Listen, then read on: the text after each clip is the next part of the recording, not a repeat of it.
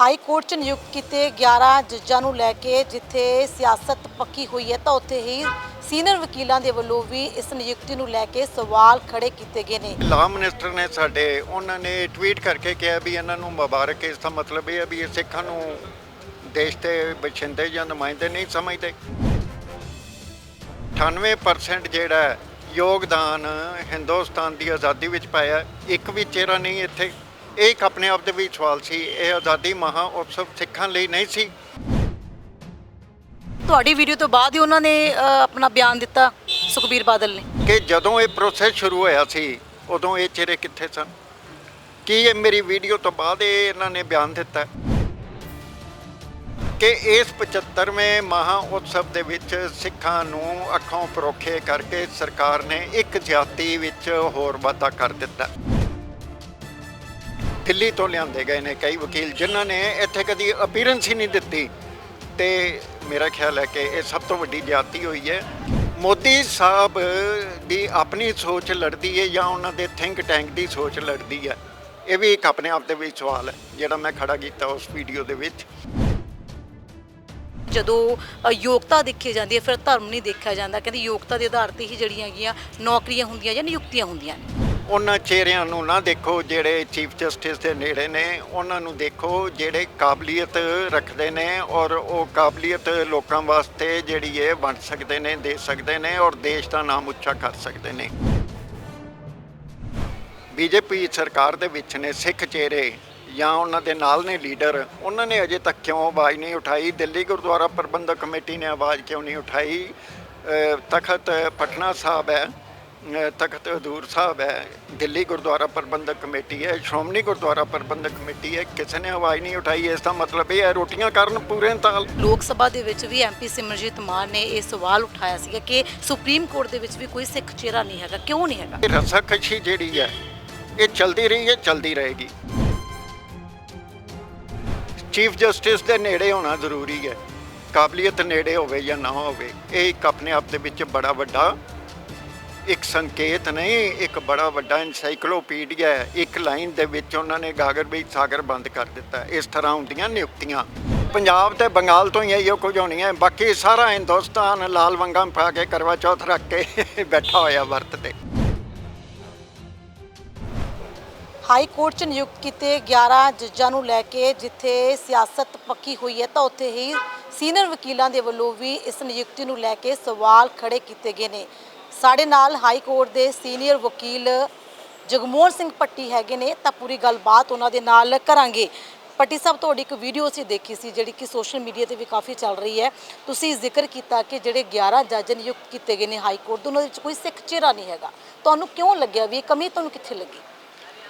ਦੇਖੋ, ਜਦੋਂ 11 ਐਡਵੋਕੇਟਾਂ ਦੇ ਨਾਮ ਰਿਕਮੈਂਡ ਕੀਤੇ ਨੇ ਕੋਲੀਜੀਅਮ ਨੇ, ਤੇ ਅੱਗੇ ਸੁਪਰੀਮ ਕੋਰਟ ਗਏ ਨੇ ਅਪਰੂਵਲ ਵਾਸਤੇ, ਤੇ ਉਸ ਤੋਂ ਬਾਅਦ ਗਵਰਨਮੈਂਟ ਆਫ ਇੰਡੀਆ ਕੋਲ, ਮਿਨਿਸਟਰੀ ਆਫ ਲਾ ਕੋਲ ਗਏ ਨੇ। ਕੱਲ 75ਵਾਂ ਮਹਾ ਉਤਸਵ ਸੀਗਾ ਆਜ਼ਾਦੀ ਦਾ, ਔਰ ਉਸ ਦੇ ਵਿੱਚ ਕਿਰਨ ਰਿਜੂ ਜਿਹੜੇ ਲਾ ਮਿਨਿਸਟਰ ਨੇ ਸਾਡੇ, ਉਹਨਾਂ ਨੇ ਟਵੀਟ ਕਰਕੇ ਕਿਹਾ ਵੀ ਇਹਨਾਂ ਨੂੰ ਮੁਬਾਰਕ। ਇਸ ਦਾ ਮਤਲਬ ਇਹ ਹੈ ਵੀ ਇਹ ਸਿੱਖਾਂ ਨੂੰ ਦੇਸ਼ ਦੇ ਬਸ਼ਿੰਦੇ ਜਾਂ ਨੁਮਾਇੰਦੇ ਨਹੀਂ ਸਮਝਦੇ। ਜਿਨ੍ਹਾਂ ਨੇ 98% ਜਿਹੜਾ ਯੋਗਦਾਨ ਹਿੰਦੁਸਤਾਨ ਦੀ ਆਜ਼ਾਦੀ ਵਿੱਚ ਪਾਇਆ, ਇੱਕ ਵੀ ਚਿਹਰਾ ਨਹੀਂ ਇੱਥੇ। ਇਹ ਇੱਕ ਆਪਣੇ ਆਪ ਦੇ ਵਿੱਚ ਸਵਾਲ ਸੀ। ਇਹ ਆਜ਼ਾਦੀ ਮਹਾ ਉਤਸਵ ਸਿੱਖਾਂ ਲਈ ਨਹੀਂ ਸੀ। ਜੇ ਇਹ ਦੇਖਿਆ ਜਾਏ ਅਕਤੂਬਰ 1949 ਤੋਂ ਲੱਗ ਕੇ, ਜੇ ਮੈਂ ਇਸ ਤੋਂ ਪਿੱਛੇ ਵੀ ਜਾਵਾਂ ਤੇ ਉਦੋਂ ਤੋਂ ਲੱਗ ਕੇ ਹੁਣ ਤੱਕ ਇਹ ਜ਼ਿਆਦਤੀਆਂ ਦਾ ਸਿਲਸਿਲਾ ਚੱਲਦਾ ਰਿਹਾ ਹੈ। ਔਰ ਮੈਂ ਆਪਣੀ ਵੀਡੀਓ ਦੇ ਵਿੱਚ ਇਹ ਗੱਲ ਕਹੀ ਹੈ, ਸਾਫ਼ ਤੇ ਸਪਸ਼ਟ ਤੌਰ ਆਪਣੇ YouTube ਚੈਨਲ ਤੋਂ ਕਹੀ ਹੈ, ਐਡਵੋਕੇਟ ਜਗਮੋਹਨ ਸਿੰਘ ਪੱਟੀ ਦੇ ਨਾਂ ਤੋਂ ਮੇਰਾ ਚੈਨਲ ਚੱਲਦਾ। ਉਹਦੇ ਵਿੱਚ ਕੱਲ ਮੈਂ ਇਹ ਗੱਲ ਪਾਈ ਹੈ ਵੀ ਕਿਸੇ ਵੀ ਪੰਥਕ ਸਰਕਾਰ ਦੇ, ਕਿਸੇ ਵੀ ਸ਼੍ਰੋਮਣੀ ਅਕਾਲੀ ਦਲ ਨੇ, ਕਿਸੇ ਵੀ ਸਿੱਖ ਲੀਡਰ ਨੇ, ਕਿਸੇ ਵੀ ਬੀਜੇਪੀ ਦੇ ਵਿੱਚ ਜਿਹੜੇ ਸਿੱਖ ਚਿਹਰੇ ਨੇ, ਉਹਨਾਂ ਨੇ ਇਸ ਦੇ ਵਿੱਚ ਆਵਾਜ਼ ਨਹੀਂ ਉਠਾਈ। ਜੇ ਨਹੀਂ ਉਠਾਈ ਤਾਂ ਫਿਰ ਸ਼ਰਾਬੀ ਦੇ ਵਿੱਚ, ਸ਼ਰਾਬੀ ਫਿਲਮ ਸੀਗੀ ਇੱਕ, ਜਿਹਦੇ ਵਿੱਚ ਅਮਿਤਾਭ ਬੱਚਨ ਦਾ ਇਹ ਡਾਇਲਾਗ ਹੈ ਜਦੋਂ ਉਹ ਬੜਾ ਗੁੱਸੇ ਵਿੱਚ ਹੈ ਸ਼ਰਾਬ ਪੀਣ ਤੋਂ ਬਾਅਦ, ਔਰ ਆਪਣੇ ਫਾਦਰ ਨਾਲ ਤਕਰਾਰ ਵਿੱਚ ਹੈ, ਤੇ ਉਸ ਤੋਂ ਬਾਅਦ ਉਹ ਆਪਣੇ ਜਿੰਨੇ ਕਮਰੇ ਦੇ ਵਿੱਚ ਉਹਦੇ ਪੁਤਲੇ ਹੁੰਦੇ ਨੇ ਪਏ ਹੋਏ, ਉਹਨਾਂ ਨੂੰ ਕਹਿੰਦਾ ਤੁਸੀਂ ਮੇਰੇ ਫਾਦਰ ਦੇ ਜ਼ਰ ਖਰੀਦ ਗੁਲਾਮ ਹੋ, ਤੇ ਉਹਨਾਂ ਦੀ ਤੋੜ ਫੋੜ ਕਰਦਾ। ਤੇ ਮੈਨੂੰ ਇਹ ਲੱਗਿਆ ਵੀ ਉਹ ਇਸ ਵੇਲੇ ਇੱਕ ਯੋਗ ਤੇ ਟੁਕਵਾਂ ਜਿਹੜਾ ਸੀਗਾ ਡਾਇਲਾਗ, ਮੇਰੇ ਦਿਮਾਗ ਵਿੱਚ ਆਇਆ, ਮੈਂ ਆਪਣੀ ਵੀਡੀਓ ਦੇ ਵਿੱਚ ਪਾਇਆ, ਇਸਤੇਮਾਲ ਕੀਤਾ। ਔਰ ਮੈਂ ਇਹ ਸਰਕਾਰ ਨੂੰ ਸਵਾਲ ਪੁੱਛਿਆ ਵੀ ਇਹ ਕੁਤਾਈ ਜਿਹੜੀ ਹੈ ਜਾਣਬੁੱਝ ਕੇ ਹੋਈ ਹੈ ਜਾਂ ਕਿਵੇਂ ਹੋਈ ਹੈ ਜਾਂ ਤੁਸੀਂ ਪੰਥਕ ਪਾਰਟੀਆਂ ਦਾ ਵੀ ਨਾਮ ਲੈਤਾ। ਅੱਜ ਹੀ ਸੁਖਬੀਰ ਬਾਦਲ ਜਿਹੜੇ ਹੈਗੇ ਨੇ ਸ਼੍ਰੋਮਣੀ ਅਕਾਲੀ ਦਲ ਦੇ ਪ੍ਰਧਾਨ, ਉਹਨਾਂ ਦੇ ਵੱਲੋਂ ਵੀ ਟਵੀਟ ਕੀਤਾ ਗਿਆ। ਉਹਨਾਂ ਨੇ ਵੀ ਇਸ ਤੇ ਇਤਰਾਜ਼ ਜਤਾਇਆ ਕਿ 11 ਜੱਜਾਂ ਦੇ ਵਿੱਚੋਂ ਇੱਕ ਵੀ ਸਿੱਖ ਚਿਹਰਾ ਨਹੀਂ ਹੈਗਾ। ਦੇਖੋ, ਮੈਂ ਜਦੋਂ ਇਹ ਵੀਡੀਓ ਪਾਈ ਹੈ, ਇਹ ਵੀਡੀਓ ਫਟਾਫਟ ਚੱਲਣੀ ਸ਼ੁਰੂ ਹੋ ਗਈ ਔਰ ਕਿੱਥੇ ਕਿੱਥੇ ਤੱਕ ਪਹੁੰਚੀ ਹੈ, ਉਸ ਤੋਂ ਬਾਅਦ ਇਹਨਾਂ ਨੂੰ ਸਮਝ ਲੱਗੀ ਹੈ। ਪਹਿਲੀ ਗੱਲ, ਤੁਹਾਡੀ ਵੀਡੀਓ ਤੋਂ ਬਾਅਦ ਹੀ ਉਹਨਾਂ ਨੇ ਆਪਣਾ ਬਿਆਨ ਦਿੱਤਾ ਸੁਖਬੀਰ ਬਾਦਲ ਨੇ। ਜੇ ਮੈਂ ਸਮਝਾਂ ਜਾਂ ਨਾ ਸਮਝਾਂ, ਮੇਰੇ ਸਮਝਣ ਜਾਂ ਨਾ ਸਮਝਣ ਦੀ ਨਹੀਂ ਗੱਲ, ਲੇਕਿਨ ਇੱਕ ਚੀਜ਼ ਜ਼ਰੂਰ ਹੈ ਵੀ ਮੈਂ ਇੱਕ ਗੱਲ ਸਾਫ਼ ਸਮਝਦਾ ਕਿ ਜਦੋਂ ਇਹ ਪ੍ਰੋਸੈਸ ਸ਼ੁਰੂ ਹੋਇਆ ਸੀ ਉਦੋਂ ਇਹ ਚਿਹਰੇ ਕਿੱਥੇ ਸਨ? ਕੀ ਇਹ ਮੇਰੀ ਵੀਡੀਓ ਤੋਂ ਬਾਅਦ ਇਹਨਾਂ ਨੇ ਬਿਆਨ ਦਿੱਤਾ ਜਾਂ ਕੀ ਕੀਤਾ? ਮੇਰੀ ਅਕਾਲੀ ਦਲ ਦੇ ਪ੍ਰਵਕਤਾ ਨਾਲ ਵੀ ਗੱਲ ਹੋਈ ਸੀਗੀ। ਮੈਂ ਉਹਨੂੰ ਕਿਹਾ ਵੀ ਇਸ ਵੇਲੇ ਪੰਥਕ ਪਾਰਟੀ ਕਿੱਥੇ ਸੁੱਤੀ ਹੋਈ ਹੈ? ਜਦੋਂ ਬੋਲਣ ਦਾ ਮੌਕਾ ਸੀ ਮੈਂ ਵੀਡੀਓ ਭੇਜੀ ਹੈ ਉਹਨਾਂ ਨੂੰ। ਮੇਰੀ ਵੀਡੀਓ ਉਹਨੇ ਦੇਖੀ ਹੈ ਜਾਂ ਨਹੀਂ ਦੇਖੀ ਮੈਨੂੰ ਇਸ ਗੱਲ ਦਾ ਨਹੀਂ ਪਤਾ, ਲੇਕਿਨ ਇੱਕ ਗੱਲ ਜ਼ਰੂਰ ਹੈ ਕਿ ਇਸ 75ਵੇਂ ਮਹਾ ਉਤਸਵ ਦੇ ਵਿੱਚ ਸਿੱਖਾਂ ਨੂੰ ਅੱਖੋਂ ਪਰੋਖੇ ਕਰਕੇ ਸਰਕਾਰ ਨੇ ਇੱਕ ਜਾਤੀ ਵਿੱਚ ਹੋਰ ਵਾਧਾ ਕਰ ਦਿੱਤਾ। ਇਹ ਮੈਂ ਪਰਸਨਲੀ ਸਮਝਦਾ ਕਿ ਕੋਈ ਸਿੱਖ ਚਿਹਰਾ ਨਹੀਂ ਸੀ, ਕਿ ਕੋਈ ਸਿੱਖ ਵਕੀਲ ਨਹੀਂ ਸੀ ਜਿਹੜਾ ਇਸ ਚੀਜ਼ ਦੇ ਯੋਗ ਸਮਝਿਆ ਜਾਂਦਾ। ਇਹ ਮੈਂ ਇੱਕ ਸਵਾਲ ਕੀਤਾ। ਕਾਬਲ ਹਾਂ, ਕੋਈ ਤਾਂ ਕਾਬਲ ਹੋਊਗਾ ਨਾ। ਕੋਈ ਤਾਂ ਕਾਬਲ ਹੋਣਗੇ। ਜੇ ਇੰਨੇ ਲੋਕ ਬਾਹਰੋਂ ਲਿਆਂਦੇ ਗਏ ਨੇ, ਦਿੱਲੀ ਤੋਂ ਲਿਆਂਦੇ ਗਏ ਨੇ ਕਈ ਵਕੀਲ ਜਿਨ੍ਹਾਂ ਨੇ ਇੱਥੇ ਕਦੀ ਅਪੀਅਰੈਂਸ ਹੀ ਨਹੀਂ ਦਿੱਤੀ, ਤੇ ਮੇਰਾ ਖਿਆਲ ਹੈ ਕਿ ਇਹ ਸਭ ਤੋਂ ਵੱਡੀ ਜ਼ਿਆਦਤੀ ਹੋਈ ਹੈ।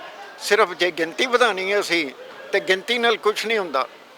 ਲੋਕਤੰਤਰ ਦੇ ਵਿੱਚ ਜਿਹੜੀਆਂ ਗੈਰ ਲੋਕਤੰਤਰੀ ਕਾਰਵਾਈਆਂ ਨੇ ਜਾਂ ਤੰਤਰ ਮੰਤਰ ਹੈ ਜਿਹੜਾ, ਉਸ ਨੂੰ ਜੇ ਦਿਸ਼ਾ ਨਹੀਂ ਦੇ ਸਕਦੀ ਸਾਡੀ ਸਰਕਾਰ, ਤੇ ਫਿਰ ਮੈਂ ਘੱਟੋ ਘੱਟ ਮੋਦੀ ਸਾਹਿਬ ਨੂੰ ਇਹ ਕਿਹਾ ਵੀ ਇਹਦੇ ਉੱਤੇ ਮਨ ਦੀ ਬਾਤ ਕਰੋ, ਜ਼ਰੂਰ ਕਰੋ, ਤੁਹਾਡੀ ਕਰਨੀ ਬਣਦੀ ਹੈ।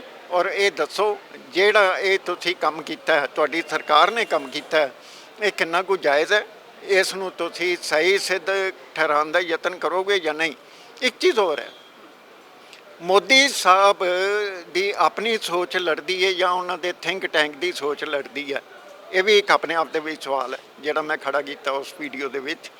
ਔਰ ਦੇਖੋ, ਵਿਚਾਰ ਕਈ ਤਰ੍ਹਾਂ ਦੇ ਹੁੰਦੇ ਨੇ। ਜੇ ਇਹ ਦੇਖਿਆ ਜਾਏ ਵਿਚਾਰਦਾਰ ਵਿਚਾਰਾਂ ਨੂੰ ਲਿਆ ਜਾਏ, ਤੇ ਜੇ ਵਿਚਾਰਾਂ ਵਿੱਚੋਂ ਕਸ਼ਮਕਸ਼ ਨਹੀਂ ਨਿਕਲਦੀ ਤੇ ਕੋਈ ਚੰਗਾ ਵੀ ਨਹੀਂ ਨਿਕਲੇਗਾ।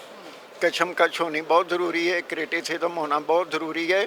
ਜੇ ਕੋਈ ਨੈਗੇਟਿਵ ਕਮੈਂਟ ਆਉਂਦਾ ਤੇ ਮੈਂ ਉਸ ਤੋਂ ਵੀ ਸਵਾਗਤ ਕਰਦਾ। ਪਰ ਵਕੀਲ ਸਾਹਿਬ, ਦੂਜੇ ਪਾਸੇ ਇਹ ਵੀ ਗੱਲ ਕਹੀ ਜਾਂਦੀ ਹੈ ਕਿ ਜਦੋਂ ਯੋਗਤਾ ਦੇਖੀ ਜਾਂਦੀ ਹੈ ਫਿਰ ਧਰਮ ਨਹੀਂ ਦੇਖਿਆ ਜਾਂਦਾ। ਕਹਿੰਦੇ ਯੋਗਤਾ ਦੇ ਆਧਾਰ ਤੇ ਹੀ ਜਿਹੜੀਆਂ ਹੈਗੀਆਂ ਨੌਕਰੀਆਂ ਹੁੰਦੀਆਂ ਜਾਂ ਨਿਯੁਕਤੀਆਂ ਹੁੰਦੀਆਂ ਨੇ। ਮੈਂ ਇੱਕ ਵਾਰੀ 40 ਸਾਲ ਪਹਿਲਾਂ ਜਸਟਿਸ ਕ੍ਰਿਸ਼ਨਾ ਅਈਅਰ ਦੀ ਸੰਗਤ ਵਿੱਚ ਸੀ, ਤਾਂ ਉਹਨਾਂ ਨੇ ਇੱਕ ਗੱਲ ਬੜੀ ਸਾਫ਼ ਤੇ ਸਪਸ਼ਟ ਤੌਰ ਤੇ ਕਹੀ ਸੀ, ਰਿਕਰੂਟ 1 ਵਾਈਜ਼ ਇੰਸਟੈਡ ਆਫ 10। ਅੱਗੇ ਉਹਨਾਂ ਨੇ ਖਾਲੀ ਥਾਵਾਂ ਛੱਡ ਦਿੱਤੀਆਂ ਸੀ। What does it means? Still it conveys some sense even as on date। ਇਹ ਚੀਜ਼ ਮੈਂ ਸਮਝਦਾ ਔਰ ਉਹਨਾਂ ਦੀ ਬੜੀ ਵੱਡੀ ਵਿਜ਼ਡਮ ਸੀ। ਅੱਜ ਜੇ ਦੇਖੋ, ਸਾਡੀ ਮਾਨਯੋਗ ਸੁਪਰੀਮ ਕੋਰਟ ਦੇ ਵਿੱਚ ਜਿਹੜੇ ਬਾਰ ਐਸੋਸੀਏਸ਼ਨ ਦੇ ਉੱਥੋਂ ਦੇ ਪ੍ਰਧਾਨ ਨੇ, ਉਹਨਾਂ ਨੇ ਵੀ ਇਹ ਗੱਲ ਕਹੀ ਹੈ, ਉਹਨਾਂ ਚਿਹਰਿਆਂ ਨੂੰ ਨਾ ਦੇਖੋ ਜਿਹੜੇ ਚੀਫ ਜਸਟਿਸ ਦੇ ਨੇੜੇ ਨੇ, ਉਹਨਾਂ ਨੂੰ ਦੇਖੋ ਜਿਹੜੇ ਕਾਬਲੀਅਤ ਰੱਖਦੇ ਨੇ ਔਰ ਉਹ ਕਾਬਲੀਅਤ ਲੋਕਾਂ ਵਾਸਤੇ ਜਿਹੜੀ ਹੈ ਵੰਡ ਸਕਦੇ ਨੇ, ਦੇ ਸਕਦੇ ਨੇ ਔਰ ਦੇਸ਼ ਦਾ ਨਾਮ ਉੱਚਾ ਕਰ ਸਕਦੇ ਨੇ। ਅਗਰ ਤੁਸੀਂ ਵਕੀਲ ਸਾਹਿਬ ਕਹਿੰਦੇ ਹੋ ਕਿ ਸਾਡੇ ਨਾਲ ਜ਼ਾਤੀ ਹੋ ਰਹੀ ਹੈ, ਸਿੱਖਾਂ ਦੇ ਨਾਲ ਜ਼ਾਤੀ ਹੋ ਰਹੀ ਹੈ, ਤਾਂ ਤੁਹਾਨੂੰ ਕੀ ਲੱਗਦਾ ਇਹਦੇ ਪਿੱਛੇ ਕਿਹੜਾ ਦਿਮਾਗ ਕੰਮ ਕਰਦਾ ਹੋਏਗਾ? ਦੇਖੋ, ਇਹ ਜਿਹੜੀ ਸੋਚ ਹੈ, ਜੇ ਮੈਂ ਇੱਕ ਗੱਲ ਕਹਾਂ, ਇਹੋ ਜਿਹੀਆਂ ਸੋਚਾਂ ਨੇ ਐਡਾ ਵੱਡਾ ਹਿੰਦੁਸਤਾਨ, ਵਿਸ਼ਾਲ ਹਿੰਦੁਸਤਾਨ, ਜਿਹਦੇ ਵਿੱਚੋਂ 15-16 ਕੰਟਰੀਜ਼ ਜਿਹੜੇ ਨੇ ਮੁਹੰਮਦਨ ਕੰਟਰੀਜ਼ ਹੋ ਗਏ, ਉਹ ਕਿਉਂ ਹੋਏ?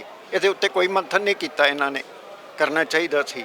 ਜੇ ਹੁਣ ਕੋਈ 10-12 ਕੰਟਰੀਜ਼ ਰਹਿੰਦੇ ਨੇ, ਹਿੰਦੂ ਕੰਟਰੀਜ਼ ਨੇ ਜਿਹੜੇ, ਘੱਟੋ ਘੱਟ ਉਹਨਾਂ ਨੂੰ ਆਪਣੇ ਆਪ ਜਿਹੜਾ, ਇੱਕ ਹੁੰਦਾ ਕੁਹਾੜੀ ਉੱਤੇ ਪੈਰ ਮਾਰਨਾ ਆਪ ਜਾ ਕੇ, ਇੱਕ ਹੁੰਦਾ ਪਈ ਕੁਹਾੜੀ ਤੇ ਪੈਰ ਮਾਰਨਾ, ਇੱਕ ਹੁੰਦਾ ਆਪਣੇ ਪੈਰਾਂ ਤੇ ਕੁਹਾੜੀ ਮਾਰਨੀ। ਹੁਣ ਇਹਨਾਂ ਨੇ ਕੀ ਕੀਤਾ? ਕੁਹਾੜੀ ਤਾਂ ਗਈ ਵੱਜ। ਇਹ ਗੱਲ ਤਾਂ ਸਾਫ਼ ਤੇ ਸਪਸ਼ਟ ਹੈ। ਔਰ ਇਹ 75ਵਾਂ ਮਹਾ ਉਤਸਵ ਜਿਹੜਾ ਮਨਾਇਆ ਹੈ, ਇਹ ਸਿੱਖਾਂ ਨਾਲ ਇੱਕ ਜਾਤੀ 'ਚ ਵਾਧਾ ਕਰਦਾ। ਮੈਂ ਇਸ ਚੀਜ਼ ਦਾ ਰਿਣੀ ਹਾਂ ਅਕਾਲੀ ਦਲ ਦਾ, ਜੇ ਉਹਨਾਂ ਨੇ ਇਸ ਚੀਜ਼ ਨੂੰ, ਆਵਾਜ਼ ਨੂੰ ਉਠਾਇਆ। ਲੇਕਿਨ ਜਿਹੜੇ ਲੋਕ ਬੀਜੇਪੀ ਸਰਕਾਰ ਦੇ ਵਿੱਚ ਨੇ, ਸਿੱਖ ਚਿਹਰੇ ਜਾਂ ਉਹਨਾਂ ਦੇ ਨਾਲ ਨੇ ਲੀਡਰ, ਉਹਨਾਂ ਨੇ ਅਜੇ ਤੱਕ ਕਿਉਂ ਆਵਾਜ਼ ਨਹੀਂ ਉਠਾਈ? ਦਿੱਲੀ ਗੁਰਦੁਆਰਾ ਪ੍ਰਬੰਧਕ ਕਮੇਟੀ ਨੇ ਆਵਾਜ਼ ਕਿਉਂ ਨਹੀਂ ਉਠਾਈ? ਤਖਤ ਪਟਨਾ ਸਾਹਿਬ ਹੈ, ਤਖਤ ਹਜ਼ੂਰ ਸਾਹਿਬ ਹੈ, ਦਿੱਲੀ ਗੁਰਦੁਆਰਾ ਪ੍ਰਬੰਧਕ ਕਮੇਟੀ ਹੈ, ਸ਼੍ਰੋਮਣੀ ਗੁਰਦੁਆਰਾ ਪ੍ਰਬੰਧਕ ਕਮੇਟੀ ਹੈ, ਕਿਸੇ ਨੇ ਆਵਾਜ਼ ਨਹੀਂ ਉਠਾਈ। ਇਸ ਦਾ ਮਤਲਬ ਇਹ ਹੈ ਰੋਟੀਆਂ ਕਰਨ ਪੂਰੇ ਤਾਲ। ਕੌਣ ਕਰੇਗਾ ਇਹਨਾਂ ਨੂੰ ਸਵਾਲ? ਜਗਮੋਹਨ ਸਿੰਘ ਭੱਟੀ ਕਰ ਰਿਹਾ, ਕਰੇਗਾ, ਕਰਦਾ ਰਹੇਗਾ। ਇਸ ਬਾਬਤ ਤੁਹਾਡੀ ਗੱਲਬਾਤ ਹੋਈ ਹੈ ਕੇਂਦਰ ਦੀ ਕਿਸੇ ਮੰਤਰੀ ਦੇ ਨਾਲ? ਮੈਂ ਕਿਸੇ ਮੰਤਰੀ ਕੋਲ ਨਹੀਂ ਜਾਂਦਾ, ਕਿਸੇ ਮੰਤਰੀ ਦਾ ਫੋਨ ਨਹੀਂ ਅਟੈਂਡ ਕਰਦਾ। ਮੈਂ ਆਪਣਾ ਕੰਮ ਆਪਣੇ ਵੀਡੀਓ ਚੈਨਲ ਦੇ ਉੱਤੇ ਕਰ ਦਿੰਦਾ। ਮੈਂ ਲੋਕਾਂ ਦੀ ਆਵਾਜ਼ ਆ, ਹਰ ਇੱਕ ਵਰਗ ਦੀ। ਸਿੱਖ ਚਿਹਰਾ ਕੌਣ ਹੁੰਦਾ ਹੈ? ਸਿੱਖ ਚਿਹਰੇ ਵਿੱਚ ਉਹ ਵੀ ਨੇ ਜਿਹੜੇ ਹਿੰਦੂ ਮਾਂ-ਬਾਪ ਨੇ ਆਪਣੇ ਪੁੱਤਰ ਨੂੰ ਵੀ ਸਿੱਖ ਬਣਾਇਆ। ਪਹਿਲੇ ਪੁੱਤਰ ਨੂੰ, ਤੁਹਾਨੂੰ ਇਸ ਗੱਲ ਦਾ ਪਤਾ ਹੈ ਜਾਂ ਨਹੀਂ ਪਤਾ? ਕਿਵੇਂ ਬਣੇ ਸੀ? ਜਦੋਂ ਸਿੱਖਾਂ ਦੇ 12 ਵਜਦੇ ਸੀ। ਇਹਨਾਂ ਦੇ 12 ਤਾਂ ਦਿਨੇ ਵੀ ਵਜੇ ਹੁੰਦੇ ਨੇ, ਰਾਤੀ ਵੀ ਵਜੇ ਹੁੰਦੇ ਨੇ। ਜੇ ਇਹ ਕਹਾਂ ਤਾਂ ਇਹਦੇ ਕੋਈ ਗਲਤ ਗੱਲ ਨਹੀਂ। ਕੱਲ੍ਹ 12 ਵਜੇ ਵਾਲੀ ਹੋਈ ਗੱਲ ਹੈ। ਅਤੇ ਸਿੱਖਾਂ ਦੇ 12 ਉਦੋਂ ਵਜਦੇ ਸੀ ਜਦੋਂ ਹਿੰਦੁਸਤਾਨ ਦੀ ਔਰਤ ਅਤੇ ਦੌਲਤ ਨੂੰ ਲੁੱਟ ਕੇ ਲਿਜਾਇਆ ਜਾਂਦਾ ਸੀ ਅਤੇ ਸਿੱਖ ਉਹਨੂੰ ਬਚਾਉਂਦੇ ਸੀ। ਇਹ ਬੜੇ ਘੱਟ ਲੋਕਾਂ ਨੂੰ ਪਤਾ ਹੈ। IPS ਕਿਰਨ ਬੇਦੀ ਨੂੰ ਅਜੇ ਤੱਕ ਇਹ ਨਹੀਂ ਪਤਾ। ਉਹਨੇ ਟਵੀਟ ਕੀਤਾ, ਪੁੱਠਾ ਕੀਤਾ ਟਵੀਟ, ਉਸ ਤੋਂ ਬਾਅਦ ਮਾਫੀ ਮੰਗ ਲਈ। ਪਹਿਲੇ ਕਰ ਲਓ ਫਿਰ ਮਾਫੀ ਮੰਗ ਲਓ। ਬੜਾ ਸੌਖਾ ਤਰੀਕਾ ਮੰਗਿਆ। ਇਸੇ ਤਰ੍ਹਾਂ ਭਾਰਤੀ ਸਿੰਘ ਨੇ, ਇਸੇ ਤਰ੍ਹਾਂ ਕੁਮਾਰ ਵਿਸ਼ਵਾਸ ਨੇ ਇਹ ਕੰਮ ਕੀਤੇ ਹੋਏ ਨੇ। ਲੇਕਿਨ ਇਹਨਾਂ ਨੂੰ ਮੇਰਾ ਖਿਆਲ ਹੈ ਵੀ ਉਦੋਂ ਸ਼ਰਮ ਆਉਂਦੀ ਹੋਏਗੀ ਜਦੋਂ ਇਹਨਾਂ ਨੂੰ ਇਹ ਲੱਗਦਾ ਹੋਏਗਾ ਵੀ ਅਸਲੀ ਇਤਿਹਾਸ ਤਾਂ ਇਹ ਹੈ। ਲੇਕਿਨ ਹੁਣ ਅਸੀਂ ਇਸ ਨੂੰ ਗੱਲ ਨੂੰ ਆਈ ਗਈ ਕਰਨ ਦਾ ਇੱਕ ਯਤਨ ਕਰੀਏ। ਜਿਵੇਂ ਐਰਾ ਗੈਰਾ ਨੱਥੂ ਖਹਿਰਾ ਹੁੰਦਾ। ਕੱਲ੍ਹ ਸੁਖਪਾਲ ਸਿੰਘ ਖਹਿਰਾ ਦਾ ਇੱਕ ਬਿਆਨ ਸੀਗਾ ਜਿਹੜਾ ਮੈਂ YouTube ਚੈਨਲ 'ਤੇ ਸੁਣ ਰਿਹਾ ਸੀਗਾ, ਜਿਹਦੇ ਵਿੱਚ ਪੰਜਾਬ ਸਰਕਾਰ ਦੇ ਆਮ ਆਦਮੀ ਪਾਰਟੀ ਦੇ ਭਗਵੰਤ ਮਾਨ ਦੀ ਜਿਹੜੀ ਕੈਬਨਿਟ ਦੇ ਮੰਤਰੀ ਨੇ, ਉਹਨਾਂ ਨੇ ਐਰਾ ਗੈਰਾ ਨੱਥੂ ਖਹਿਰਾ ਦੇ ਉੱਤੇ ਗਲਤ ਬਿਆਨੀ ਕੀਤੀ ਹੈ। ਉਹ ਵਿਚਾਰੇ ਨੂੰ ਪਤਾ ਹੀ ਨਹੀਂ ਸਿੱਖ ਇਤਿਹਾਸ ਕੀ ਹੈ। ਉਹ ਕੀ ਕਹੇਗਾ? ਸੁਖਪਾਲ ਸਿੰਘ ਨੇ ਖਹਿਰਾ ਨੇ ਕਿਹਾ ਮੈਨੂੰ ਜ਼ਰੂਰ ਕਹੋ ਜੋ ਕਹਿਣਾ ਹੈ, ਲੇਕਿਨ ਘੱਟੋ ਘੱਟ ਸਿੱਖ ਇਤਿਹਾਸ ਜਿਹੜਾ ਉਸ ਦੇ ਉੱਤੇ ਤੁਸੀਂ ਉਂਗਲੀ ਨਹੀਂ ਉਠਾ ਸਕਦੇ। ਮੇਰੇ ਤੋਂ ਤੁਹਾਨੂੰ ਮਾਫੀ ਮੰਗਣ ਦੀ ਕੋਈ ਜ਼ਰੂਰਤ ਨਹੀਂ। ਮੈਨੂੰ ਤੁਸੀਂ ਕਿਹਾ ਕੋਈ ਗੱਲ ਨਹੀਂ, ਲੇਕਿਨ ਜੋ ਤੁਸੀਂ ਸਿੱਖ ਇਤਿਹਾਸ ਦੇ ਉੱਤੇ ਅਟੈਕ ਕੀਤਾ ਉਸ ਦਾ ਕੌਣ ਜ਼ਿੰਮੇਵਾਰ ਹੈ? ਜੇ ਇਹੋ ਜਿਹੇ ਅਲਗਰਜ਼ ਮੰਤਰੀ ਨੇ ਤੇ ਫਿਰ ਦੇਸ਼ ਦਾ ਕੌਣ ਰੱਖ ਹੈ? ਇਸ ਤੋਂ ਪਹਿਲਾਂ ਵਕੀਲ ਸਾਹਿਬ ਲੋਕ ਸਭਾ ਦੇ ਵਿੱਚ ਵੀ MP ਸਿਮਰਜੀਤ ਮਾਨ ਨੇ ਇਹ ਸਵਾਲ ਉਠਾਇਆ ਸੀਗਾ ਕਿ ਸੁਪਰੀਮ ਕੋਰਟ ਦੇ ਵਿੱਚ ਵੀ ਕੋਈ ਸਿੱਖ ਚਿਹਰਾ ਨਹੀਂ ਹੈਗਾ। ਕਿਉਂ ਨਹੀਂ ਹੈਗਾ? ਇਹ ਜੇ ਮੈਂ ਇਹ ਗੱਲ ਕਹਾਂ, ਇਹ ਰਸਾਕਸ਼ੀ ਜਿਹੜੀ ਹੈ ਇਹ ਚਲਦੀ ਰਹੀ ਹੈ, ਚਲਦੀ ਰਹੇਗੀ। ਪਿਛਲੇ ਜਦੋਂ ਤੋਂ 1950 ਤੋਂ ਸੁਪਰੀਮ ਕੋਰਟ ਹੋਣ ਦੀ ਚਾਹੀਏ, ਪਹਿਲੇ ਫੈਡਰਲ ਕੋਰਟ ਹੁੰਦੀ ਸੀ, ਤੋਂ ਲੱਗ ਕੇ ਅੱਜ ਤੱਕ 72 ਸਾਲ ਦੇ ਇਤਿਹਾਸ ਹੀ ਦੇਖ ਲਓ ਕਿੰਨੇ ਸਿੱਖ ਚਿਹਰੇ ਸੀਗੇ ਗਿਣਤੀ ਦੇ। ਲੇਕਿਨ ਜਿਹੜੀ ਇਹਨਾਂ ਦੀ ਆਜ਼ਾਦੀ ਦੇ ਵਿੱਚ ਕੁਰਬਾਨੀ ਹੈ ਉਹ 98% ਹੈ। ਇਹਦਾ ਕੌਣ ਜ਼ਿੰਮੇਵਾਰ ਹੈ ਅਤੇ ਕੌਣ ਇਹਦਾ ਜਵਾਬਦੇਹ ਹੈ? ਇਹ ਆਪਣੇ ਆਪ ਦੇ ਵਿੱਚ ਆਈ ਸਵਾਲ ਹੈ। ਜੇ ਅਸੀਂ ਅੱਜ ਵੀ ਨਾ ਸੰਭਲੇ ਤੇ ਫਿਰ ਅਸੀਂ ਕਦੋਂ ਸੰਭਲਾਂਗੇ? ਵਕੀਲ ਸਾਹਿਬ ਥੋੜਾ ਜਿਹਾ ਪਿੱਛੇ ਜਾਣਾ ਚਾਹਾਂਗੇ ਕਿ ਹਾਈ ਕੋਰਟ ਦੇ ਜਿੰਨੇ ਵੀ ਜੱਜ ਹੁੰਦੇ ਨੇ ਉਹਨਾਂ ਦੀ ਨਿਯੁਕਤੀ ਕਿਵੇਂ ਹੁੰਦੀ ਹੈ, ਕੀ ਪ੍ਰੋਸੈਸ ਹੁੰਦਾ ਹੈ? ਅੱਜ ਦਾ ਜੇ ਸੁਪਰੀਮ ਕੋਰਟ ਦੇ ਸਾਡੇ ਪ੍ਰਧਾਨ ਜਿਹੜੇ ਹੈ ਬਾਰ ਐਸੋਸੀਏਸ਼ਨ ਦੇ, ਉਹਨਾਂ ਦਾ ਬਿਆਨ ਪੜ੍ਹ ਲਿਆ ਜਾਏ, ਚੀਫ ਜਸਟਿਸ ਦੇ ਨੇੜੇ ਹੋਣਾ ਜ਼ਰੂਰੀ ਹੈ। ਕਾਬਲੀਅਤ ਨੇੜੇ ਹੋਵੇ ਜਾਂ ਨਾ ਹੋਵੇ, ਇਹ ਇੱਕ ਆਪਣੇ ਆਪ ਦੇ ਵਿੱਚ ਬੜਾ ਵੱਡਾ ਇੱਕ ਸੰਕੇਤ ਨਹੀਂ, ਇੱਕ ਬੜਾ ਵੱਡਾ ਐਨਸਾਈਕਲੋਪੀਡੀਆ ਹੈ। ਇੱਕ ਲਾਈਨ ਦੇ ਵਿੱਚ ਉਹਨਾਂ ਨੇ ਗਾਗਰ ਵਿੱਚ ਸਾਗਰ ਬੰਦ ਕਰ ਦਿੱਤਾ। ਇਸ ਤਰ੍ਹਾਂ ਹੁੰਦੀਆਂ ਨਿਯੁਕਤੀਆਂ, ਇਸ ਤਰ੍ਹਾਂ ਵਿਕਦਾ ਕਾਨੂੰਨ। ਅਤੇ ਜੇ ਕੱਲ੍ਹ ਨੂੰ ਸਾਡੇ ਚੀਫ ਜਸਟਿਸ NV ਰਮਨਾ ਨੇ ਕਿਹਾ ਸੀ, ਜਿਹਦੇ ਉੱਤੇ ਮੈਂ ਵੀਡੀਓ ਪਾਈ ਸੀ, ਮੈਂ ਕਿਹਾ ਰਮਨਾ ਸਾਹਿਬ ਇਸ ਵੇਲੇ ਉਹ ਲੋਕ ਦੇਖੋ ਜਿਨ੍ਹਾਂ ਦੀ ਨਿਯੁਕਤੀ ਹੋਣੀ ਚਾਹੀਦੀ ਹੈ, ਜਿਨ੍ਹਾਂ ਨੇ ਕੁਆਲੀਟੇਟਿਵ ਜੱਜਮੈਂਟ ਕੋਰਟ ਤੋਂ ਲਈ ਹੈ। 3 ਐਲੀਮੈਂਟ ਹੁੰਦੇ ਨੇ, stream of consciousness, evolution of thought ਅਤੇ ਡਿਵੈਲਪਮੈਂਟ ਆਫ ਆਈਡੀਆਜ਼। ਇਹ ਤਿੰਨੋਂ ਹੀ ਮਿਸਿੰਗ ਹੈ। ਔਰ ਜੇ ਜਿਨ੍ਹਾਂ ਵਕੀਲਾਂ ਵਿੱਚੋਂ ਇਹ ਤਿੰਨੋਂ ਮਿਸਿੰਗ ਨੇ ਉਹ ਚੰਗਾ ਜੱਜ ਨਹੀਂ ਬਣ ਸਕਦਾ। ਮੈਂ ਆਪਣੀ ਵੀਡੀਓ ਵਿੱਚ ਪਾਈ ਸੀ। ਔਰ NV Ramana chief justice of India ਜਿਹੜੇ ਇਸ ਵੇਲੇ ਹਨ, ਉਹਨਾਂ ਨੂੰ ਇਹ ਸੰਦੇਸ਼ ਦੇਣ ਦਾ ਯਤਨ ਕੀਤਾ ਸੀ। ਲੇਕਿਨ ਇਹ ਜਿਹੜੀਆਂ ਨਿਯੁਕਤੀਆਂ ਇਹਦੇ ਵਿੱਚ ਮੈਂ ਵਿਦ ਡਿਊ ਰਿਸਪੈਕਟ ਇਹ ਗੱਲ ਕਹਿਣਾ, ਜੇ ਇਹ ਤਿੰਨੋਂ ਐਲੀਮੈਂਟ ਐਗਜ਼ਿਸਟ ਕਰਦੇ ਨੇ ਤਾਂ ਬਹੁਤ ਅੱਛਾ ਹੈ। ਜੇ ਨਹੀਂ ਕਰਦੇ ਤੇ ਫਿਰ ਕੱਟ ਐਂਡ ਪੇਸਟ ਹੋਏਗਾ। ਸੁਪਰੀਮ ਕੋਰਟ ਦੇ ਇੱਕ ਜੱਜ ਸਾਹਿਬ ਸਨ ਜਿਹੜੇ 3 ਸਾਲਾਂ ਵਿੱਚ 7 ਜੱਜਮੈਂਟਾਂ ਡਿਲੀਵਰ ਕਰਕੇ ਗਏ ਨੇ। ਕੋਈ ਗੱਲ ਨਹੀਂ, ਇਹ ਕੋਈ ਗੱਲ ਨਹੀਂ ਜਿਹੜੀ ਹੈ ਕਿੱਥੇ ਸਾਡੇ ਦੇਸ਼ ਨੂੰ ਲਿਜਾਏਗੀ। ਜੇ ਅੱਜ ਚੀਫ ਜਸਟਿਸ ਆਫ ਇੰਡੀਆ ਸਾਡੇ ਸਿਸਟਮ ਨੂੰ, ਇੰਡੀਅਨ ਲੀਗਲ ਸਿਸਟਮ ਨੂੰ ਬ੍ਰਿਟਨ ਦੇ ਲੀਗਲ ਸਿਸਟਮ ਨਾਲ ਕੰਪੈਰੀਜ਼ਨ ਕਰਦੇ ਨੇ ਕੰਪੇਅਰ ਕਰਦੇ ਨੇ ਤਾਂ ਮੇਰਾ ਖਿਆਲ ਹੈ ਉਹਨਾਂ ਦੀ ਸਭ ਤੋਂ ਵੱਡੀ ਭੁੱਲ ਹੈ ਤੇ ਉਹਨਾਂ ਨੂੰ ਇਹ ਪਤਾ ਹੀ ਨਹੀਂ ਕਿ ਉੱਥੇ ਦਾ ਸਿਸਟਮ ਕੀ ਹੈ ਔਰ ਸਾਡਾ ਸਿਸਟਮ ਕਿੰਨਾ ਗਰ ਚੁੱਕਿਆ। ਅੱਜ ਜਿਹੜੇ ਲੋਕ ਨੇ ਉਹ ਜੱਜਾਂ ਦੀ ਸਹੁੰ ਨੂੰ ਕੀ ਕਹਿੰਦੇ ਨੇ, ਇਹ ਕਨਸਟੀਟਿਊਸ਼ਨ ਨੂੰ ਡਿਸਟਰਾਏ ਕਰਨ ਦੀ ਸਹੁੰ ਹੋਈ ਏ। ਇਹਦਾ ਕੀ ਮੀਨਿੰਗ ਹੈ? ਲੋਕ ਕਹਿੰਦੇ ਨੇ ਜੇ ਲੋਕਾਂ ਦੀ ਆਵਾਜ਼ ਇਹਨਾਂ ਤੱਕ ਨਹੀਂ ਪਹੁੰਚਦੀ ਤਾਂ ਮੇਰਾ ਖਿਆਲ ਹੈ ਇਸ ਤੋਂ ਵੱਡੀ ਦੇਸ਼ ਤੇ ਕਾਨੂੰਨ ਦੀ ਟ੍ਰੈਜਡੀ ਕੀ ਹੋਏਗੀ। ਕਿਵੇਂ ਫਿਰ ਲੋਕ ਵਿਸ਼ਵਾਸ ਕਰਨ, ਕਿਉਂਕਿ ਕਾਨੂੰਨ ਕਹਿੰਦੇ ਬਹੁਤ ਵੱਡਾ ਹੁੰਦਾ ਹੈਗਾ ਜਿੱਥੇ ਸਾਨੂੰ ਨਿਆਂ ਮਿਲਦਾ ਹੈ, ਪਰ ਜਦੋਂ ਅਜਿਹੀ ਵਿਵਸਥਾ ਹੋਏਗੀ, ਅਜਿਹੀ ਹਾਲਤ ਹੋਈ ਪਈ ਕਾਨੂੰਨ ਦੀ, ਕੀ ਲੋਕ ਕੀ ਉਮੀਦ ਕਰਨ ਕਾਨੂੰਨ ਤੋਂ? ਅਸੀਂ ਕਹਿੰਦੇ ਹਾਂ ਜਿਹੜਾ ਸਾਡਾ ਬ੍ਰਿਟਨ ਦਾ ਕਾਨੂੰਨ ਹੈ ਉਹ ਸਾਡੇ 'ਤੇ ਅੱਜ ਵੀ ਲਾਗੂ ਹੈ। ਕਲੋਨੀਅਲ ਕਾਨੂੰਨ ਉਹਨੂੰ ਕਿਹਾ ਜਾਂਦਾ। ਉੱਥੇ ਉਹਨਾਂ ਨੂੰ ਅੱਜ ਤੱਕ ਇਹ ਗੱਲ ਨਹੀਂ ਕਹਿਣੀ ਪਈ ਕਿ public faith should not be shaken. ਸਾਡੀ ਸੁਪਰੀਮ ਕੋਰਟ ਹਰ ਦੂਜੇ ਦਿਨ ਬਾਅਦ 4 ਜਜਮੈਂਟਾਂ ਡਿਲੀਵਰ ਕਰਦੀ ਹੈ, public faith should not be shaken. ਇਹਦਾ ਕੀ ਮੀਨਿੰਗ ਹੈ? ਇਹ ਸਾਡੇ ਚੀਫ ਜਸਟਿਸ ਆਫ ਇੰਡੀਆ ਨੂੰ ਜੇ ਸਮਝ ਨਹੀਂ ਆਈ ਤੇ ਫਿਰ ਮੇਰਾ ਖਿਆਲ ਹੈ ਉਹਨਾਂ ਨੂੰ ਯੂਕੇ ਦੇ ਲੀਗਲ ਸਿਸਟਮ ਨਾਲ ਆਪਣਾ ਇੰਡੀਅਨ ਲੀਗਲ ਸਿਸਟਮ ਕੰਪੈਰੀਜ਼ਨ ਕਰਨ ਤੋਂ ਪਹਿਲੇ ਦੇਖ ਲੈਣਾ ਚਾਹੀਦਾ ਸੀ, ਆਪਣੀ ਪੀੜੀ ਥੱਲੇ ਛੋਟਾ ਫੇਰ ਲੈਣਾ ਚਾਹੀਦਾ ਸੀ ਅਸੀਂ ਕਿੱਥੇ ਖੜੇ ਹਾਂ। ਦੇਸ਼ ਦੇ ਵਿੱਚੋਂ ਕਿੰਨੇ ਮਿਲੀਅਨ ਜਿਹੜੇ ਨੇ, ਬਿਲੀਅਨਰ ਜਿਹੜੇ ਨੇ, ਉਹ ਇੱਥੋਂ ਹਿਜਰਤ ਕਰ ਰਹੇ ਨੇ। ਕਿਉਂ ਕਰ ਰਹੇ ਨੇ? ਕਿਸ ਵਜ੍ਹਾ ਕਰਕੇ ਕਰ ਰਹੇ ਨੇ? ਜੇ ਅਸੀਂ ਇਹ ਦੇਖੀਏ ਤਾਂ ਇਹ ਇੱਥੇ ਇੱਕ ਜੰਗਲ ਰਾਜ ਦਾ ਉਤਪੰਨ ਹੋ ਰਿਹਾ, ਜਾਂ ਉਥਾਨ ਹੋ ਰਿਹਾ, ਜਾਂ ਤੂਫਾਨ ਹੋ ਰਿਹਾ। ਕਿਵੇਂ ਲੱਗਦਾ ਤੁਹਾਨੂੰ ਇਹ ਮਾਹੌਲ ਕੌਣ ਬਣਾ ਰਿਹਾ, ਕਿਵੇਂ ਬਣ ਰਿਹਾ? ਇਹ ਮਾਹੌਲ ਸਾਡੇ ਸਿਸਟਮ ਦੇ ਵਿੱਚ ਵਾਰੇ ਜਾਈਏ, ਉਹਨਾਂ ਦੇ ਜਿਹੜੇ ਇਸ ਸਿਸਟਮ ਨੂੰ ਡਿਸਟਰੋਏ ਕਰਨ ਤੇ ਲੱਗੇ ਹੋਏ ਨੇ, ਔਰ ਇਹਦੇ ਵਿੱਚ ਕਿਹੜੀਆਂ ਤਾਕਤਾਂ ਨੇ ਅਜੇ ਤੱਕ ਕੋਈ ਪਤਾ ਨਹੀਂ। ਅੱਜ ਸਾਨੂੰ ਇਹ ਨਹੀਂ ਪਤਾ ਵੀ ਪੁਲਵਾਮਾ ਹੋ ਗਿਆ, ਉਹਦੇ ਸਾਡੇ ਇੰਨੇ ਜਵਾਨ ਮਰ ਗਏ ਔਰ ਉਹਦੀ ਕੀ ਛਾਣਬੀਨ ਹੈ ਦੇਸ਼ ਸਾਹਮਣੇ ਸਾਰਵਜਨਕ ਨਹੀਂ ਹੋਈ। ਤੇ ਜੇ ਅੱਜ ਕੋਈ ਵੀ ਪੁਲਿਸ ਕਿਸੇ ਵੀ ਜਗ੍ਹਾ ਤੇ ਕੋਈ ਵੀ ਦੋ ਜਣੇ ਫੜ ਲੈਂਦੀ ਹੈ, ਸ਼ੱਕੀ ਫੜ ਲਏ ਜਾਂ ਉੱਦਾਂ ਫੜ ਲਏ ਜਾਂ ਰੰਜਿਸ਼ 'ਚ ਫੜ ਲਏ, ਕਿਵੇਂ ਵੀ ਫੜ ਲਏ, ਉਹਨਾਂ ਨੂੰ ਕਦੀ ਕਿਸੇ ਨਾਲ ਜੋੜ ਦਿੰਦੀ ਹੈ, ਕਦੀ ਕਿਸੇ ਗੈਂਗਸਟਰ ਨਾਲ ਜੋੜ ਦਿੰਦੀ ਹੈ। ਇਹ ਕੀ ਹੈ? ਜੇ ਇੰਨੀ ਕੰਪੀਟੈਂਟ ਸਾਡੀ ਇੰਡੀਅਨ ਪੁਲਿਸ ਫੋਰਸ ਹੈ, ਜਿਹਦੇ ਬਾਰੇ ਜਸਟਿਸ ਕ੍ਰਿਸ਼ਨਾ ਅਈਅਰ ਨੇ 60 ਸਾਲ ਪਹਿਲਾਂ ਇਹ ਗੱਲ ਕਹੀ ਸੀਗੀ, police is an organised gang of dacoits, ਤੇ ਉਹ ਉੱਥੋਂ ਹੁਣ ਤੱਕ ਲੱਗ ਕੇ 60 ਸਾਲਾਂ 'ਚ ਵੱਧ ਤੋਂ ਬਦਤਰ ਹੋਈ ਹੈ, ਚੰਗੀ ਨਹੀਂ ਹੋਈ। ਔਰ ਇਹ ਕਹਿਣਾ ਹੂ will police the police, it is a meaningful. Even ਅੱਜ ਵੀ ਡੇਲੀ 4 ਜਜਮੈਂਟਾਂ 5 ਜਜਮੈਂਟਾਂ ਇਲਾਹਾਬਾਦ ਹਾਈ ਕੋਰਟ ਦੀਆਂ ਇਸੇ ਗੱਲ ਦੇ ਉੱਤੇ ਡਿਲੀਵਰ ਹੁੰਦੀਆਂ ਕਿ police is a well organised gang in dress. ਔਰ ਨਾਲ ਹੀ ਉਹਦੇ 'ਤੇ ਇਹ ਵੀ ਕਿਹਾ ਜਾਂਦਾ ਹੈ ਵੀ ਜੇ ਇਹ ਕਿਸੇ ਵੀ ਤਰ੍ਹਾਂ ਕੋਈ ਕੰਸਟਰਕਟ ਕਰ ਸਕਦੇ ਨੇ ਤੇ ਇੱਕ ਬੜਾ ਵਧੀਆ ਕੇਸ ਖੜਾ ਕਰ ਸਕਦੇ ਆ। ਤੇ ਮੈਂ ਇੱਥੇ ਇਸ ਹਾਈ ਕੋਰਟ ਵਿੱਚ ਇੱਕ ਵਾਰੀ ਨਹੀਂ ਕਿੰਨੀ ਵਾਰੀ ਇਹ ਗੱਲ ਕਹੀ ਹੈ, ਜਿਨ੍ਹਾਂ ਕੰਟਰੀਜ਼ ਦੇ ਵਿੱਚ 0% ਕ੍ਰਾਈਮ ਹੈ ਉੱਥੇ ਸਾਡੀ ਇੰਡੀਅਨ ਪੁਲਿਸ ਫੋਰਸ ਨੂੰ ਭੇਜ ਦਿਓ, 7 ਦਿਨਾਂ ਵਿੱਚ 1000% ਕ੍ਰਾਈਮ ਦਾ ਗ੍ਰਾਫ ਬਣਾ ਦੇਣਗੇ। ਇੰਨੇ ਕੰਪੀਟੈਂਟ ਔਰ ਕਾਬਲ ਹੈ, ਇਹ ਗੱਲ ਮੈਂ ਕਹਿੰਦਾ।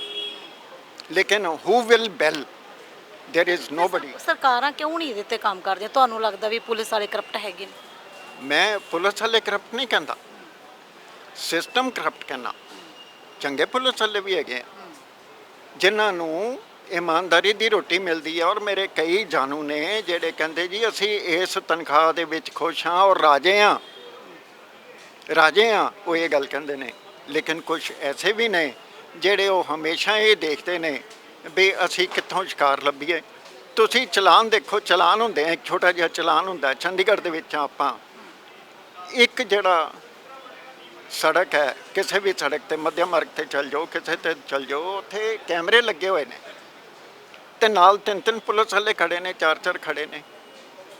ਇਹ ਡਬਲ ਸਰਵੇਲੈਂਸ ਤੋਂ ਬਾਅਦ ਵੀ ਚੰਡੀਗੜ੍ਹ ਦਾ ਜੇ ਕ੍ਰਾਈਮ ਗ੍ਰਾਫ ਵਧ ਰਿਹਾ ਤੇ ਇਹਦਾ ਜ਼ਿੰਮੇਵਾਰ ਕੌਣ ਹੈ? ਕੌਣ ਜਵਾਬ ਦੇਗਾ? ਕਿੰਨੇ ਪੁੱਛਣਾ ਇਹਨਾਂ ਨੂੰ? ਕੋਈ ਪੁੱਛਣ ਵਾਲਾ ਨਹੀਂ। ਜੇ ਕਹੀਏ ਵੀ ਸਿਸਟਮ ਇੰਨਾ ਕੁ ਮਰ ਗਿਆ, ਕੌਂਸਟੀਟਿਊਸ਼ਨ ਦਾ ਬੇੜਾ ਗਰਕ ਕਰ ਗਿਆ, ਤੇ ਇਹਦੇ ਵਿੱਚ ਕੋਈ ਦੋ ਰੋਣਾ ਨਹੀਂ। ਕਿਵੇਂ ਸਿਸਟਮ, ਕੀ ਲੱਗਦਾ ਤੁਹਾਨੂੰ ਕਿਵੇਂ ਠੀਕ ਹੋਊਗਾ ਸਿਸਟਮ? ਇਹ ਸਿਸਟਮ ਜੇ ਇਹ ਕਿਹਾ ਜਾਏ, ਸੋਚਿਆ ਜਾਏ, ਜਿਹੜੇ ਚੰਗੇ ਬੰਦੇ ਆ ਉਹਨਾਂ ਨੂੰ ਅੱਗੇ ਨਹੀਂ ਆਉਣ ਦਿੱਤਾ ਜਾਂਦਾ, ਉਹਨਾਂ ਨੂੰ ਟਰਮੀਨੇਸ਼ਨ ਹੋ ਜਾਂਦੀ ਹੈ, ਸ਼ੋਕਾਜ਼ ਮੀਮੋ ਹੋ ਜਾਂਦਾ ਹੈ, ਕਈ ਕੁਛ ਹੋ ਜਾਂਦਾ ਹੈ। ਤੇ ਈਵਨ ਜਿਹੜੇ ਸੁਪਰੀਮ ਕੋਰਟ ਤੱਕ ਕੇਸ ਹਾਰ ਕੇ ਵਾਪਸ ਆ ਜਾਂਦੇ ਨੇ, ਉਹਨਾਂ ਨੂੰ ਸਾਡੀਆਂ ਸਰਕਾਰਾਂ ਜਿਹੜੀਆਂ ਫਿਰ ਦੁਬਾਰਾ ਰੀਇਨਸਟੇਟ ਕਰ ਦਿੰਦੀਆਂ। किन्ना सोहना, वाह मेरे हिंदुस्तान, वाह मेरे हिंदुस्तान, यही मैं कहांगा, इस तो ज़्यादा तो की कहांगा। तो लेकिन ਜਿਹੜੇ ईमानदार हैं वो बेचारे रोटियों भी आतर ने, भुखे ने, भावें वो पुलिस वाले ने, भावें वो किसी भी सिस्टम विचों ने, सरकार विचों ने, दरबार विचों ने, कितों भी। अज देखो पंजाब दी आम आदमी पार्टी दी सरकार ਜਿਹੜੀ रंजिश विचों निकली है, उन्होंने अपने करके वोट नहीं पई, लेकिन उन्होंने लोगों का रिसेंटमेंट जिहड़ा सी वो ब्लैसिंग इन डिसगाइज हो गया। और उन्होंने जिहड़ी है कैबिनेट मंत्री खरड़ तो अमोल गर्ग, अमोल गगन मान, वो तुसी देखो वो अपनी कोठी की रेनोवेशन लिए 3 करोड़ रुपया खर्च कर रही है। कभी उन्हें 5 स्टार पैर नहीं रखा होना जी वो 5 स्टार फैसिलिटी मंग रही है। और मैं एक चैनल पर इंटरव्यू ये गल कही सी भी इसका बीबी स्पष्टीकरण दे, अजे तक कोई नहीं आया। जे नहीं आया तो 3 करोड़ रुपया पंजाब के आम लोगों का किस खाते विचों खर्च किया है, कौन जवाब देगा? ये आने वाले दिनों में मैं ही तुहानू दसांगा और जरूर दसांगा। आखिरी सवाल करूँगी मैं वकील साहब, इसी मामले के उपर जो जज्जां वाले मामले के उपर हुण तुसीं नाल कोई अपना कोई बना रहे हो या किसी पार्टी के नाल चलोगे या कोई अपने साथी भी कुछ है तुहाडा इहनूं लैके? मैं कभी किसी पार्टी नाल नहीं चलिया, किसी पार्टी का मैंबर नहीं रहा, किसी मंत्री नूं नहीं मिलिया, किसी MLA नूं नहीं मिलिया, किसी की पार्टी नहीं अटेंड करता। सोशल मीडिया जरिए तुहाडी आवाज़ है? मेरी आवाज़ तुसीं हो, सोशल मीडिया ਜਿਹੜੇ मीडिया के लोग ने, ਜਿਹੜੇ निरपक्ष ने, आउंदे ने, करते ने। इस वेले ਜਿਹੜਾ मीडिया उस ਨੂੰ ਵੀ ਸਾਮ ਦਾਮ ਦੰਦ ਭੇਦ ਨਾਲ ਇਸ ਆਮ ਆਦਮੀ ਦੀ ਪਾਰਟੀ ਦੀ ਸਰਕਾਰ ਨੇ ਦੱਬਿਆ ਹੋਇਆ, ਦਬੋਚਿਆ ਹੋਇਆ। ਤੁਹਾਡੇ ਤੱਕ ਵੀ ਇਹ ਖਬਰਾਂ ਨੇ, ਤੁਸੀਂ ਕਰੋ ਜਾਂ ਨਾ ਕਰੋ। ਕਈ ਵਾਰੀ ਅਸੀਂ ਇੰਟਰਵਿਊ ਕਰਦੇ ਹਾਂ ਆਪਣੀ, ਉਹਦੇ ਵਿੱਚੋਂ ਕਈ ਗੱਲਾਂ ਬਲੈਕ ਆਊਟ ਹੋ ਜਾਂਦੀਆਂ ਜਾਂ ਕਈ ਵਾਰੀ ਇੰਟਰਵਿਊ ਹੀ ਬਲੈਕ ਆਊਟ ਹੋ ਜਾਂਦਾ। ਇਹ ਤੁਹਾਨੂੰ ਵੀ ਪਤਾ, ਮੈਨੂੰ ਵੀ ਪਤਾ। ਔਰ ਕਿਵੇਂ ਵਿਕਦਾ ਮੀਡੀਆ, ਇਟ ਇਜ਼ ਅਨਫਾਰਚੂਨੇਟ। ਚੰਗੇ ਲੋਕ ਵੀ ਨੇ ਤੁਹਾਡੇ 'ਚ ਤੇ ਇਦਾਂ ਦੇ ਵੀ ਨੇ। ਹੁਣ ਕਿਹਨੂੰ ਕੀ ਕਹੀਏ, ਕਿਸੇ ਨੂੰ ਨਹੀਂ ਕੁਝ ਕਿਹਾ ਜਾ ਸਕਦਾ, ਲੇਕਿਨ ਕਿਹਾ ਜਾ ਸਕਦਾ ਤੇ ਇਹ ਜ਼ਰੂਰ ਕਿਹਾ ਜਾ ਸਕਦਾ ਆਪਣੀ ਆਵਾਜ਼ ਆਮ ਲੋਕਾਂ ਦੇ ਹੱਥ ਤੱਕ ਪਹੁੰਚੇ, ਵੀ ਦੀ ਪੀਪਲ ਆਫ ਇੰਡੀਆ ਤੱਕ ਪਹੁੰਚੇ, ਜਿਹੜੇ ਇਸ ਦੇ ਉੱਤੇ ਜਿਹੜਾ ਸੋਚਣ ਮੰਥਨ ਕਰਨ। ਮੈਂ ਰੱਬ ਅੱਗੇ ਅਰਦਾਸ ਕਰਦਾ ਕਿ ਸਾਡੇ ਦੇਸ਼ ਨੂੰ ਲੰਕਾ ਵਰਗੇ कैबिनेट के दिन ना देखने पैन, जिन्होंने कपड़े ला ला के तुझ भी देखा उन्होंने कुटिया गया, उन्होंने उत्ते अत्याचार किए गए और उन्होंने उत्ते किस तरह का तशद्दद या कुछ किया गया। ये एक अपने आप के भी सवाल खड़े करता है कि साडी सरकार इस चीज़ को इनवाइट करना चाहती है, लेकिन उन्होंने पता पंजाब तो बंगाल तो ही इहो कुछ होनी है, बाकी सारा हिंदुस्तान लाल वंगा पा के करवा चौथ रख के बैठा होया वर्त ते, किसी ने आवाज़ नहीं उठानी। एक चीज़ है। ਧੰਨਵਾਦ ਜੀ ਗੱਲ ਕਰਨ ਦੇ ਲਈ। ਤਾਂ ਇਸ ਸਨ ਹਾਈ ਕੋਰਟ ਦੇ ਸੀਨੀਅਰ ਵਕੀਲ ਜਗਮੋਹਨ ਸਿੰਘ ਭੱਟੀ। ਤਾਂ ਹਾਈ ਕੋਰਟ ਦੇ ਵਿੱਚ ਜਿਹੜੇ 11 ਜੱਜਾਂ ਦੀ ਨਿਯੁਕਤੀ ਹੋਈ ਹੈ ਤਾਂ ਉਸ ਨੂੰ ਲੈ ਕੇ ਸਵਾਲ ਜ਼ਰੂਰ ਖੜੇ ਕੀਤੇ ਗਏ ਨੇ ਕਿ ਆਖਰ ਇਹਨਾਂ 11 ਜੱਜਾਂ ਦੇ ਵਿੱਚ ਇੱਕ ਸਿੱਖ ਚਿਹਰਾ ਕਿਉਂ ਨਹੀਂ ਹੈਗਾ, ਇੱਕ ਵੀ ਸਿੱਖ ਚਿਹਰਾ ਕਿਉਂ ਨਹੀਂ ਹੈਗਾ। ਸਵਾਲ ਵੀ ਖੜੇ ਕੀਤੇ ਨੇ ਕਿ ਕੋਈ ਸਿੱਖ ਕਾਬਲ ਨਹੀਂ ਹੈਗਾ। ਤਾਂ ਬਹੁਤ ਸਾਰੇ ਸਰਕਾਰ ਨੂੰ ਸਵਾਲ ਕੀਤੇ ਗਏ ਨੇ ਤੇ ਜਵਾਬ ਵੀ ਜਿਹੜਾ ਜ਼ਰੂਰ ਮੰਗ ਰਹੇ ਨੇ। ਤਾਂ ਕਿਧਰ ਕਿਤੇ ਇਲਜ਼ਾਮ ਵੀ ਲੱਗ ਰਹੇ ਨੇ ਕਿ ਕੇਂਦਰ ਸਰਕਾਰ ਦੇ ਵੱਲੋਂ ਜਿਹੜਾ ਹੈਗਾ ਸਿੱਖ ਕੌਮ ਦੇ ਨਾਲ ਜਿਹੜਾ ਹੈਗਾ ਧੱਕਾ ਕੀਤਾ ਜਾ ਰਿਹਾ, ਜ਼ਾਤੀ ਕੀਤੀ ਜਾ ਰਹੀ है। कैमरामैन सुनील के नाल कमलदीप कौर, चंडीगढ़। देश की आज़ादी की 75वीं वर्षगांठ के अवसर पर समूह कांग्रेस परिवार और असंध से विधायक शमशेर गोगी की तरफ से प्रदेशवासियों को हार्दिक शुभकामनाएं। आज़ादी के इस पावन अवसर पर हर देशवासी गर्व महसूस करे।